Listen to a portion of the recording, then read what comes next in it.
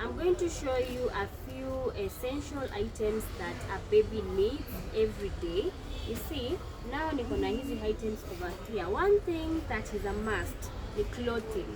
Whether it's a romper, whether it's a trouser, whether it's a t-shirt, that is one item that is a must have when you have a baby. Something else, you must have a wrapper, something to wrap your baby with. Like me, niko na blanket. So you can also have a shawl, you can have a warmer, you can have some flannels, kama unaishi places zenye kuna joto. Then kofia is a must. Kama kwa place kuna baridi, you can have like this one. Hii yangu ni warm. Kuna zile zingine pia za cotton.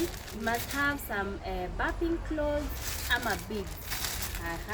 And then wakati wa feeding, it's a must have. Kama maybe hautaki ku breastfeed your baby exclusively and labda una express maziwa, lazima ukuwe na feeding bottles and also somewhere where to store your milk.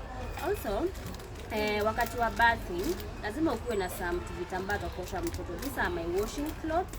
Na pia hapa niko na the grooming set yenye inakuja na tuvichana, thermometer. Yes, after bathing here lazima tumvalishe diapers. So for the diapering, you can have diapers, kuna kuwa na wipes, kuna diaper cream, vitu ni mingi. Na pia you can have somewhere to wash your baby. Kama hii yangu ni a bathing station. And then later on, after washing your baby, after we feed, lazima apate mahali pa kulala. So if you want something that is portable and movable, you can have a bassinet like mine. Unaweka tu mtoto hapo ana relax.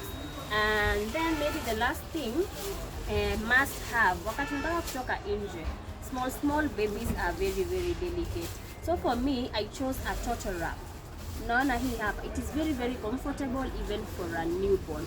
Wale wenye huwa wanauliza which baby carrier is suitable for a newborn, I prefer the turtle wrap. It's very gentle for a newborn.